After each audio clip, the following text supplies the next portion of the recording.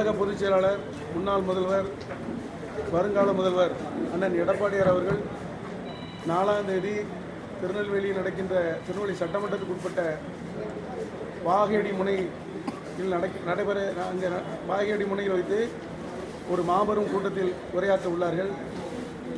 அதேபோன்று பாளையங்கோட்டை சட்டமன்ற தொகுதிக்கு உட்பட்ட பாளையங்கோட்டை தொகுதியில் உள்ள பாளை மார்க்கெட் அருகில் ஒரு மாபெரும் கூட்டம். 2 மாபெரும் கூட்டங்களிலும் மாண்புமிகு அண்ணன் எடப்பாடியார் அவர்கள் பரப்புரையாற்ற இருக்கிறார்கள். அதற்காக திருநெல்வேலி மாநகர் மாவட்ட கழகம் பூரா எல்லா பகுதியிலிருந்தும், ஒன்றியத்திலிருந்தும், பேரூராட்சியிலிருந்தும் மக்கள் வந்து இந்த கூட்டத்தில் கலந்து கொள்ள ஆர்வமாக இருக்கிறார்கள். அந்த மாபெரும் கூட்டம் வந்து எதற்காக எல்லா இடங்களிலும் செல்லும் இடங்களிலெல்லாம் எடப்பாடியார் அவர்கள் செல்லும் இடமெல்லாம் பெரிய அளவில் அலை அலையாக கூட்டம் கூட்டமாக கடல் போல் கூட்டம் கூடுகிறது. இதற்கு காரணம் என்னவென்றால் 50 மாத திமுக ஆட்சியின் மேல் உள்ள வெறுப்பு, இந்த மக்கள் விரோத ஆட்சியின் மேல் உள்ள வெறுப்பு. அந்த வெறுப்பின் காரணமாக கிட்டத்தட்ட 4 ஆண்டு காலம் நல்லாட்சி தந்த எடப்பாடியார் அவர்களுக்கு வரவேற்பு கொடுக்கும் முகமாக மக்கள் கூடுகிறார்கள். 2026 தேர்தல் வெற்றி பெறப்போவது, அனைத்து இந்திய அண்ணா திராவிட முன்னேற்ற கழகம் வெற்றி பெறப்போவது உறுதி.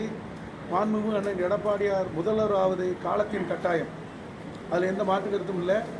அதற்காக ஒரு அங்கங்கே செல்லும் இடமெல்லாம் அவருக்கு மிகப்பெரிய அளவில் மக்கள் கூடி அவருடைய பேச்சை கேட்கவும் ஆரவாரமாக வந்து கொண்டு இருக்கிறார்கள். திருநெல்வேலிக்கு வந்து 2ஆம் தேதி இரவு இங்கே வந்துருந்தாங்க. நாளைக்கு 3ஆம் தேதி முழுக்கும் திருநெல்வேலியில் தான் இருக்காங்க. 3ஆம் தேதி எந்த நிகழ்ச்சியும் கிடையாது. 3ஆம் தேதி ஓய்வு. 4ஆம் தேதி நாளை 4:30 மணிக்கு காலையில் 10 மணிக்கு வந்து ஒரு விவசாயிகளுடைய குறைகளை கேட்டு ஒரு கலந்துரையாடல், வியாபாரிகளுடைய குறைகளை கேட்டு ஒரு கலந்துரையாடல், அதே போன்று குறைகளை வந்து முக்கியஸ்தர்கள்ட்ட கேட்டு அந்த குறைகளை நிவர்த்தி செய்வதற்கு என்ன வழி என்று அது ஒரு கலந்துரையாடல் அவர் தங்கியிருக்கும் RRN ஹோட்டலில் உள்ள அந்த கல்யாண அரங்கில் நடைபெறுகிறது. காலையில் 10 to 11 வரைக்கும் அந்த மீட்டிங்கை முடிச்சுட்டு அவர் 11 மணிக்கு புறப்பட்டு தச்சநல்லூர் வழியாக தாளைத்து போகும் வழியில் உள்ள அமோகா பேலஸ்ன்னு ஒரு புது கல்யாண மண்டபம், அந்த கல்யாண மண்டபத்தில் ஐடி விங்கினுடைய ஒரு ஆய்வு கூட்டம், ஐடி விங்கினுடைய ஒரு கலந்தாய்வு கூட்டத்தை அவர்கள் கலந்து கொள்கிறார்கள். அதை முடிச்சுட்டு மதிய உணவுக்கு வந்துடுறாங்க. மதிய உணவுக்கு வந்ததுக்கப்புறம் 4:30 மணிக்கு புறப்பட்டு RRN ஹோட்டலேருந்து புறப்பட்டு நம்ம மேம்பாலம் வழியாக மேற்கு நோக்கி போய் அதே நெல்லைப்பூர் கோயில் நேராக போய் நெல்லைப்பூர் கோயிலில் லெஃப்டில் திரும்பி கீழரதவி வழியாக போய் கீழரதவியாக போய் தெற்கு ரதவியில் வந்து நின்று மேற்க பார்த்து சந்திப்பிள்ளையார் கோயில் மேற்கு பார்த்து அந்த வாவடி முனையில் நின்று பேசுகிறார். பேசி முடித்த பிறகு அங்கேருந்து புறப்பட்டு மேலரது விதியாக வந்து அதே போல் ராயல் தேட்டர் வழியாகவோ அந்த வழியாக வந்து பின்பக்கம் நயனாவத்தங்கரையாக வந்து அதேமாதிரி நெல்லைப்பூர் ரோடு வழியாக வந்து நேராக மார்க்கெட்டு நம்ம சுலோச்சன முதலியார் பாலத்து வழியாக நேராக மார்க்கெட்டில் போய் மீண்டும் இந்த பாளையங்கோட்டை கூட்டத்தில் பேசுகிறேன். இது 4:30 மணிக்கு வந்து 5 மணிக்கு ஸ்டார்ட் பண்ணுவாங்க. 6 மணிக்கு முடிஞ்சிடும். அது 6:15. உங்களுடன் ஸ்டாலின் அப்படிங்கிற உங்களுடன் ஸ்டாலின் அப்படின்னு ஸ்டாலின் ஒரு பயணத்தை மேற்கொண்டு வர்றாரு. அதை அதிமுக மூலமாக உயர்நீதிமன்றத்தில் கேஸ் போட்டு அந்த ஸ்டாலின் அப்படிங்கிற நேமை வந்து உங்களோட ஸ்டாலின் அப்படின்னு பயன்படுத்தக்கூடாது அப்படின்னு உயர்நீதிமன்றம் தீர்ப்பு கொடுத்துருக்கு. மாவட்ட செயலாளராக போயிடும். அது நல்ல தீர்ப்பு தானே.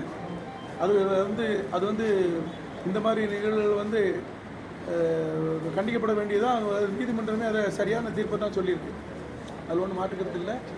ஏன்னா அதிகாரிகள் அவ்வளோ பேரும் அவங்க ஆஃபீஸை விட்டுட்டு தெருவுக்கு வந்து வேலை பார்க்காங்கிற பேரில் ஒரு போலி கபட வேட நாடகம் நடத்துகிறாங்க.